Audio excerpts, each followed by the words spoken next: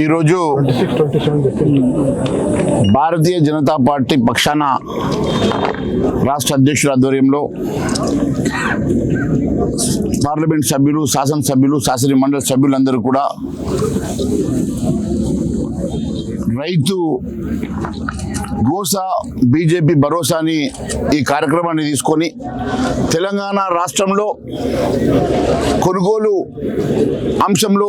రాష్ట్ర ప్రభుత్వం పూర్తిగా వైఫల్యం చెందిందని, మరి ఒకవైపు ముఖ్యమంత్రి 80% కొనుగోలు పూర్తయినాయని చెప్తున్నారంటే, మరి ఈ వారం రోజుల్లో ఈ కొనుగోలు కేంద్రాలని మూసేసే ఆలోచనలో ఉన్నట్టుగా స్పష్టమవుతా ఉన్నది. నేను అడుగుతా ఉన్నాను ముఖ్యమంత్రి గారిని, ఏ లెక్కల ప్రకారం ఈరోజు 80% కొనుగోలు పూర్తయిందని చెప్తున్నారో దానికి సమాధానం చెప్పాలని అడుగుతా ఉన్నాను. ఎక్కడ చూస్తే అక్కడ మేము వస్తున్న సందర్భంగా రోడ్ల వెంట కిలోమీటర్ల కొద్ద మరి వరి ధాన్యం రోడ్ల మీద పోస్తున్నది, మొక్కజొన్నలు పోస్తున్నాయి. ఇక్కడ కూడా ఈ యార్డ్లో ఎక్కడ చూస్తే అక్కడ మరి మొక్కజొన్నలు కానీ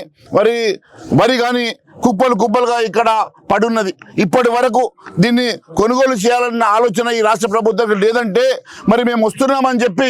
ఇప్పటికిప్పుడు రాత్రి 10 లారీలు పెట్టి సంచుల్లో మరి ధాన్యాన్ని నింపేసి ఈరోజు మరి పక్కన పెడుతున్నారంటే, మేము కదులుతేనే ఈ రాష్ట్ర ప్రభుత్వం కదులుతుందంటే, మేము వస్తేనే కొనుగోలు జరుగుతుందంటే మేము ప్రతి గ్రామానికి వెళ్ళడానికి సిద్ధంగా ఉన్నామని చెప్పి తెలియజేస్తా ఉన్నాం. ఖచ్చితంగా ఈ రాష్ట్రంలో ప్రతి గ్రామంలో ప్రతి చివరి గింజ వరకు ఈ రాష్ట్ర ప్రభుత్వం కొనుగోలు చేసే వరకు ఖచ్చితంగా భారతీయ జనతా పార్టీ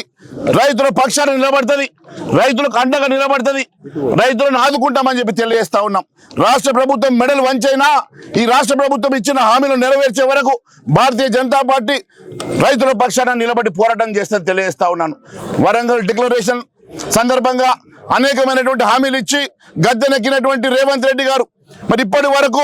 వారికి ఇచ్చినటువంటి హామీలు ఒక్కటి కూడా నెరవేర్చకుండా, రైతు బంధు వేయకుండా, వారి గిట్టుబాటు ధర ఇవ్వకుండా, వారు చెప్పిన 10 పంటల కొనుగోలు చేయకుండా, కనీసం ఎప్పుడు ప్రతి సంవత్సరం జరిగేటువంటి ఈ ప్యాడీ ప్రొక్యూర్మెంట్ని కూడా నీరు గార్చేటువంటి ప్రయత్నం చేస్తూ రైతు కళ్ళల్లో మన్ను కొట్టేటువంటి రేవంత్ రెడ్డి గారిని గద్దె దించే వరకు, ఇచ్చిన హామీలు నెరవేర్చే వరకు మేము రైతుల పక్షాన నిలబడతాం, రైతుల పక్షాన కొట్లాడతామని తెలియజేసుకుంటూ ధన్యవాదాలు తెలియజేస్తా ఉన్నాం.